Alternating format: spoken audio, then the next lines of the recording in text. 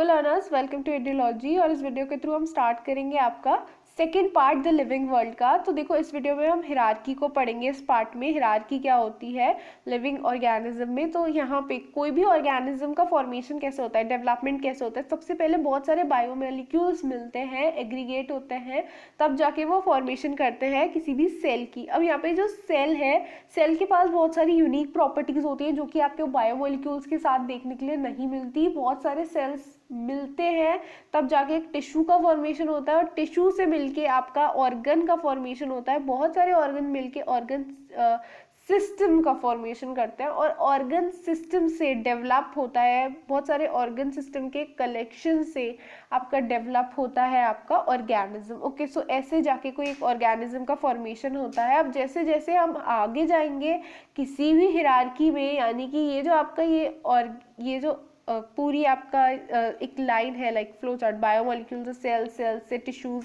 Tissues से organ, और organ से ऑर्गन सिस्टम। ये आपका एक हिरार्की है। और कौन सा हिरार्की है आपका? Cytological hierarchy on the basis of cell division. Okay, so cell के एग्रीगेशन से आपका क्या हुआ? टिश्यूज का फॉर्मेशन हुआ। टिश्यूज के एग्रीगेशन से आपका ऑर्गन का फॉर्मेशन हुआ। ऑर्गन के एग्रीगेशन से आपका ऑर्गन सिस्टम का फॉर्मेशन हुआ, और फिर इससे डेवलप हुआ आपका ऑर्गेनिज्म। ओके, तो हायर लेवल जाएंगे जैसे जैसे आपकी हिरार्की में, तो आपको कॉम्प्लेक्सिटी देखने के लिए मिलेगी, न्यू न्यू प्रॉपर्टीज का डेवलपमेंट होगा। ओके, सो ऐसे ही स्टार्ट करते हैं हम तीन आपकी अलग अलग तरह की हिरार्की को पढ़ना, which is cytological hierarchy, ecological hierarchy and linear hierarchy. Okay, so start करते हैं। नंबर 1, साइकोलॉजिकल हिरार्की, जो कि बता रही है ये बेस क्या है इसका? Cellular organization. तो यहाँ पे जिस सेल कैसे अरेंज रहता है, कैसे ऑर्गेनाइज रहता है, और फिर उससे ऑर्गेनिज्म का फॉर्मेशन होता है, ये हम साइटोलॉजिकल हिरार्की में पढ़ते हैं। तो सबसे पहले क्या होता है? सेल होता है।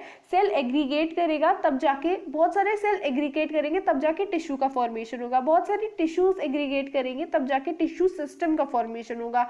बहुत सारे टिश्यू सिस्टम एग्रीगेट करेंगे, कलेक्शन उनका ऑर्गन को फॉर्म करेगा, और बहुत सारे ऑर्गन्स मिलके ऑर्गन सिस्टम का प्रोडक्शन करेंगे, और फिर जाके अल्टीमेटली बहुत सारे ऑर्गन्स का जो पूरा एक कलेक्शन है, पूरा क्या डेवलप करेगा? एक ऑर्गेनिज्म को डेवलप करेगा। तो ये तो आपका साइटोलॉजिकल हिरार्की हो गई। Now the next one is ecological hierarchy. Ecological hierarchy ये आपका रेसिप्रोकल रिलेशनशिप है between organism and environment. Okay, तो यहाँ पे एनवायरनमेंट भी देखने को मिल रहा है आपको, और ऑर्गेनिजम्स भी। तो एक इंडिविजुअल की एक पर्टिकुलर इंडिविजुअल है, और बहुत सारे सेम ही स्पीशीज के इंडिविजुअल मिलते हैं, तो वो एक पॉपुलेशन को फॉर्म करते हैं।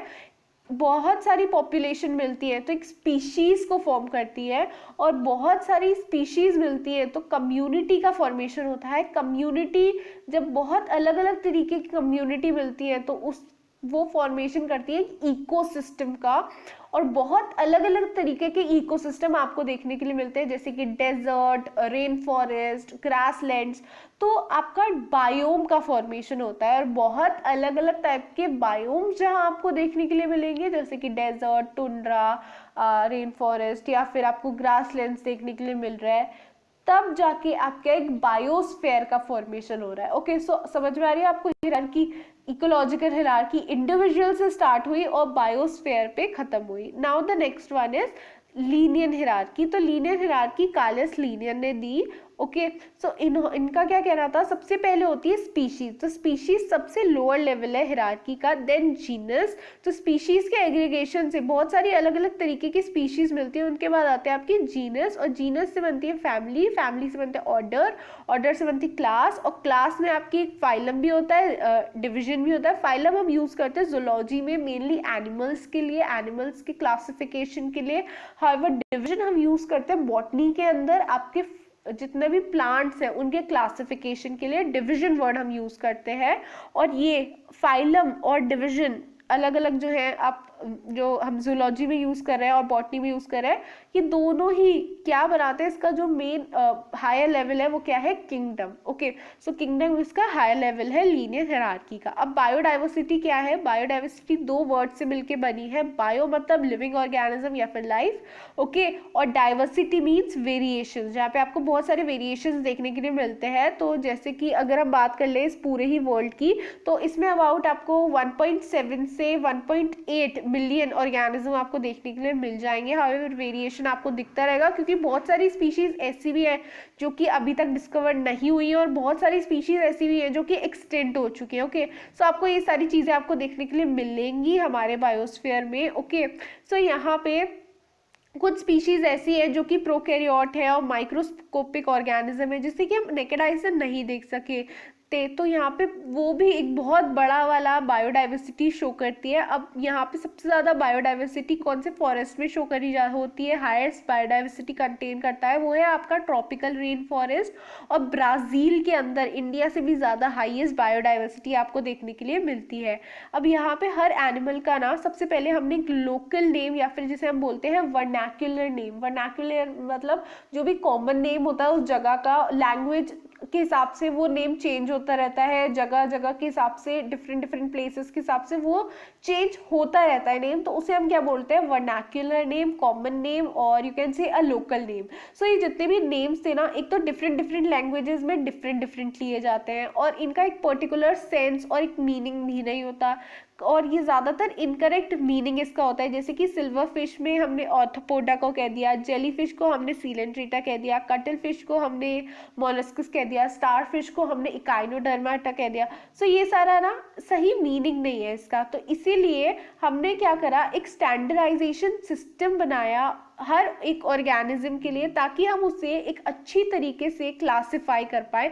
तो इसमें हमने इस नॉमेनक्लेचर को क्या किया, ये नेमिंग का है पूरा पार्ट, यानी कि हमने हर एक ऑर्गेनिज्म को उसके अकॉर्डिंग क्लासिफाई किया, हर एक पर्टिकुलर कैटेगरी में उसका एक नाम दिया, स्पेसिफिक नाम दिया। इसे हम बोलते हैं साइंटिफिक और टेक्निकल नॉमेनक्लेचर। नॉमेनक्लेचर मतलब नेमिंग करना, it is known as nomenclature. और साइंटिफिक इसलिए क्योंकि साइंस को लगा के हर एक पर्टिकुलर नाम इसलिए उसे दिया जा रहा है, उसका एक स्पेसिफिक मीनिंग है और वो नाम हर जगह आप कहीं पे भी जाइए ऑल ओवर द वर्ल्ड वो नाम स्पेसिफिक ही रहेगा। ओके, सो यहाँ पे इन सारी चीज़ों को देखते हुए बहुत सारे रूल्स और डेवलप हुए, प्रिंसिपल्स डेवलप हुए कोडिंग के लिए, बहुत अलग अलग तरीकों के ऑर्गेनिज्म के लिए। ओके, सो यहाँ पे सबसे पहले डेवलप हुआ international code for botanical nomenclature. Botanical nomenclature किसके बारे में देगा, प्लांट्स के बारे में। ओके, जितने भी आपके हर्ब्स हैं, श्रब्स हैं, वो सारा पार्टिसिपेशन होगा उसमें international code for botanical nomenclature. उसके बाद आते हैं आपके international code for zoological nomenclature. तो यहाँ पे जितने भी एनिमल्स है ना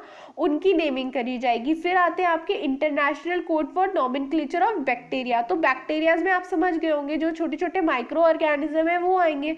तो यहाँ पे इंटरनेशनल कोड किसके लिए होगा, नॉमेनक्लेचर बैक्टीरिया के लिए। फिर आपका वायरल नॉमेनक्लेचर, फिर आपका नॉमेनक्लेचर ऑफ कल्टिवेटेड प्लांट्स। तो इसकी जो शॉर्ट फॉर्म है ये है आपकी ICBN, ICZN, ICNB, ICVN और ICNCP। ओके, सो ये सारी चीज़ें आपको देखने के लिए मिलती है। ऐसी जो लीनियर है उसने बहुत सारे रूल्स दिए अपने, जिससे कि हम किसी भी ऑर्गेनिज्म की नेमिंग कर पाए बहुत अच्छी तरीके से। तो बोटानिकल नेम इंडिपेंडेंट होता है जूलॉजिकल नेम से। ओके, ये नहीं है कि बोटानिकल नेम ऐसे रखेंगे या जूलॉजिकल नेम ऐसे रखेंगे, दोनों एक दूसरे से बिल्कुल इंडिपेंडेंट है। यहाँ पे हर एक ऑर्गेनिज्म को नेमिंग करते हैं हम दो कंपोनेंट्स में, यानी कि कोई भी एक जो नेम है, बॉटैनिकल नेम है या फिर जूलॉजिकल नेम है, उसके दो कंपोनेंट्स होंगे। मेन कंपोनेंट जो है वो दो मेन कंपोनेंट्स हैं। अब यहाँ पे इसीलिए हम इसे क्या बोलते हैं, बाइनोमियल नेमिंग। क्या बोलते हैं, बाइनोमियल नेमिंग, क्योंकि यहाँ पे आपको दो कंपोनेंट्स देखने के लिए मिल रहे हैं। एक मिल रहा है आपको जेनेरिक एपिथेट जो फर्स्ट वर्ड है, और जो सेकेंड वर्ड है वो है आपका स्पेसिफिक एपिथेट। जेनेरिक एपिथेट यानी कि आपका जेनेरिक नेम, और ये नाउन को डिफाइन करता है, और जो आपका स्पेसिफिक एपिथेट है ये आपका स्पेसिफिक नेम है और ये आपको एडजेक्टिव को डिफाइन करता है। जो जेनेरिक नेम है उसे हम कैपिटल लेटर में लिखते हैं और जो स्पेसिफिक एपिथेट है उसे हम स्मॉल लेटर्स में लिखते हैं। हाउएवर ये जो एग्जांपल है मैंजिफेरा इंडिका जो कि आपका मैंगो का बोटानिकल नेम है, इसका जो फर्स्ट वर्ड है जेनेरिक नेम का वो हमने कैपिटल लिया है, और जो स्पेसिफिक एपिथेट है उसकी नेमिंग का वो हमने स्मॉल लेटर में लिया है। ओके, सो ये हमें देखने के लिए मिल रहा है आपके बोटानिकल नेम में मैंजिफेरा इंडिका के। नेक्स्ट है आपका जो रूल लीनियस ने दिया, वो ये दिया कि जब भी हम हैंड रिटन लिखे, लैटिन लैंग्वेज में लिखे हमेशा, और जो भी हम लिखे बोटानिकल नेम उसे हम इटैलिक रखें और जो हैंड रिटन है उसे हम अंडरलाइन करें। ओके, सो मेन इंपॉर्टेंट, अगर हम हैंड रिटन लिख रहे हैं किसी भी बोटानिकल या फिर जूलॉजिकल नेम को, सो उसे हम क्या करें, अंडरलाइन करें और वरना हम इटैलिक्स में लिखें। ओके, सो ये सारी चीज़ें, ये रूल है आपके बोटानिकल और जूलॉजिकल नेम के लिए, कोई भी नॉमेनक्लेचर के लिए, किसी भी ऑर्गेनिज्म के लिए। अब यहाँ पे नेम ऑफ द जीनस अगर आइडेंटिकल है तो name of the species different होगा। तो इसे देखो, समझ लो, देखो यहाँ पे फर्स्ट वर्ड तो आपका जीनस को डिस्क्राइब कर रहा है और सेकंड वर्ड आपका स्पीशीज को डिस्क्राइब कर रहा है। तो यहाँ पे फर्स्ट वर्ड जो है ये दोनों आपके क्या है, जीनस। ओके, सो यहाँ पे जीनस आपको अलग दिख रहा है, हाउएवर जो स्पीशीज है इंडिका और यहाँ पे भी इंडिका, ये दोनों सेम है। अगर बात करूँ इस वाले एग्जाम्पल की, तो यहाँ पे आपको पाइसम सटाइवम यानी कि जो एक पी प्लांट का बोटानिकल नेम है, और दूसरा है आपका पाइसम अरिवेंसी। सो यहाँ पे अरिवेंसी क्या होता है, इसमें दोनों में ना स्पीशीज का जो वर्ड है वो बिल्कुल डिफरेंट है, हाउएवर जो जीनस है दोनों ही बोटानिकल नेम्स के लिए बिल्कुल सेम है।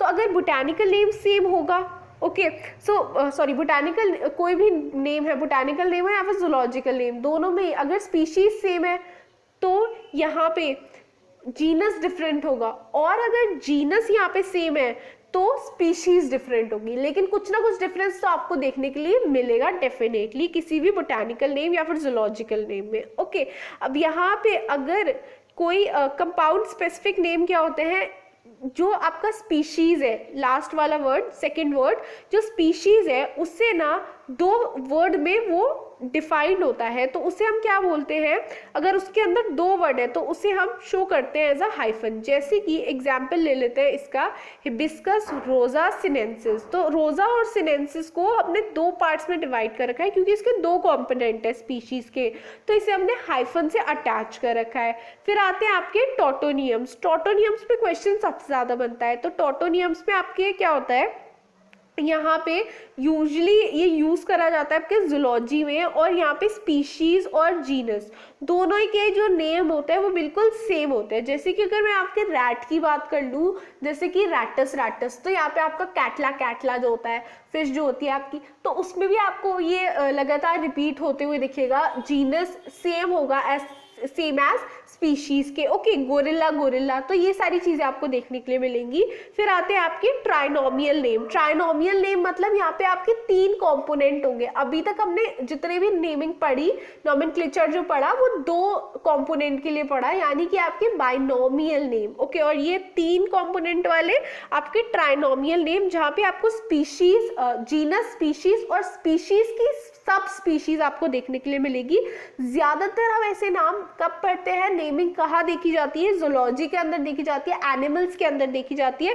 तो ये कुछ मेन एग्जाम्पल है, हाउएवर इस पे ऐसा कोई पर्टिकुलर क्वेश्चन नहीं बनता नेमिंग पे, लेकिन यहाँ पे आपको बस ये याद करना है कि ट्राइनोमियल नेमिंग क्या होगी, तो स्पीशीज की सब स्पीशीज आ जाती है। ओके, सो ये देखने के लिए मिलती है। तो यहाँ पे ज्यादातर जो स्पीशीज है उसमें 3 to 12 लेटर्स होते हैं, एक्सेप्ट यहाँ पे जो एक्सेप्शन है जहाँ पे आपको 14 लेटर्स देखने के लिए मिल रही है वो है रिसिया की। ओके, सो यहाँ पे जो स्पीशीज का नेम होता है, जैसे कि अगर मीनिंग है इंडिका, सपोज कर लो, एग्जांपल ले लो मैंजिफेरा इंडिका का, तो ये इंडिका डिफाइन कर रहा है। देखो हर एक नॉमेनक्लेचर जो ये है लिनियस ने जो दिया, तो हर एक वर्ड का एक मीनिंग है। ओके, सो इंडिका ये बता रहा है कि ये जो बैंगो की स्पीशीज है वो इंडिया से ली गई है, इसलिए इसका नाम क्या है, मैंजिफेरा इंडिका। अगर किसी के स्पीशीज में, किसी बोटानिकल नेम में आपको क्या दिखे, ज़ाइलेंसिकस। ओके, सो ये आपको बता रहा है कि ये वाली जो स्पीशीज है वो श्रीलंका से बिलोंग करती है। ओके,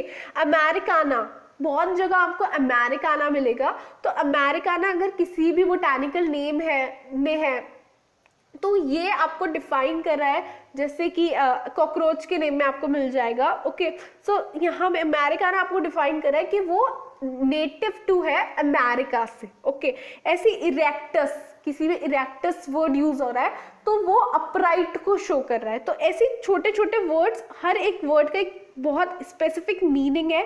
यहाँ पे ऑथर सिटेशन में क्या है, जिसने वो साइंटिफिक नेम दिया, चाहे वो बोटानिकल नेम हो चाहे वो जूलॉजिकल नेम हो, जिसने वो नेम दिया उसे हम रोमन लैंग्वेज में लिखेंगे, रिप्रेजेंट करेंगे बोल्ड लेटर में, लेकिन कभी भी अंडरलाइन नहीं करेंगे। ओके, ये स्पेसिफिक बात है कि उसे अंडरलाइन नहीं करेंगे। तो यहाँ पे मैंजिफेरा इंडिका लिनियस ने दिया तो हम लिनियस लिख सकते हैं और लिन भी लिख सकते हैं, शॉर्ट फॉर्म हम यूज कर सकते हैं। ओके, लेकिन अंडरलाइन नहीं करेंगे। तो ये आपका एक स्पेसिफिक पार्ट था नेमिंग का, नॉमेनक्लेचर का, साइंटिफिक नेम्स की।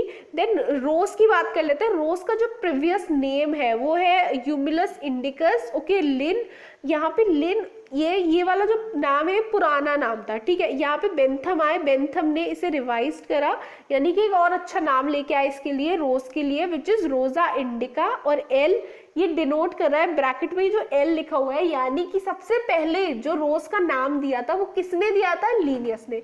तो उनकी जो नाम था उन्हें हटाया नहीं, मतलब उन्हें एक प्रोडक्ट दिया कि हाँ आप इसके आपने ही सबसे पहले इसे करा था डिस्कवर, और आपने सबसे पहले नॉमेनक्लेचर दिया था, इसलिए उनका नाम जो है कैपिटल एल से शो करा है, ताकि ये प्रेजेंट रहे कि हाँ उन्होंने ये वाला नेमिंग की थी रोज की। ओके, और फिर एंड में उन्होंने बेंथ लिख दिया, जो कि डिनोट कर रहा है बेंथम को, क्योंकि बेंथम ने रिवाइज करा रोज का नेम।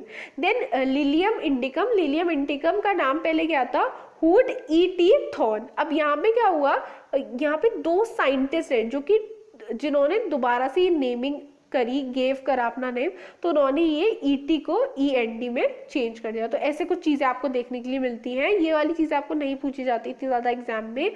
अब ये जितने भी रूल्स हैं ये आपके प्रायोरिटी रखते हैं ओल्ड इज गोल्ड को। ओके, और यहाँ पे जो कलेक्शंस हैं रॉन्ग नेम की, उसे हम क्या बोलते हैं, नॉमिना न्यूडम। ओके, सो ये इंपॉर्टेंट है, नॉमिना न्यूडम, इसे अच्छी तरीके से याद कर लेना, जो कि कलेक्शन है रॉन्ग नेमिंग का। तो आई होप इस वीडियो के थ्रू आपको पूरा क्लियर हो गया हो हर एक चीज़ जो कि एक स्पेसिफिक चीज़ थी नेमिंग में, किसी भी, चाहे बोटानिकल नेम हो, चाहे फिर जूलॉजिकल नेम हो, या आपका नॉमेनक्लेचर ऑफ बैक्टीरिया हो। ओके, और ये जितनी भी फुल फॉर्म्स हैं ये आपको अच्छी तरीके से याद होनी चाहिए। सो इस पार्ट में इतना ही हम फिनिश करेंगे। नेक्स्ट पार्ट में आगे कंटिन्यू करेंगे थर्ड पार्ट से आपका द लिविंग वर्ल्ड को। Thank you for watching this video. अगर कोई भी डाउट है तो नीचे आप मुझसे कमेंट सेक्शन में पूछ सकते हैं, और टेलीग्राम ऐप पे आपको सारे ही नोट्स प्रोवाइड कर दिए जाएंगे। नीचे डिस्क्रिप्शन बॉक्स में आपको टेलीग्राम ऐप का लिंक मिल जाएगा। Thank you for watching this video.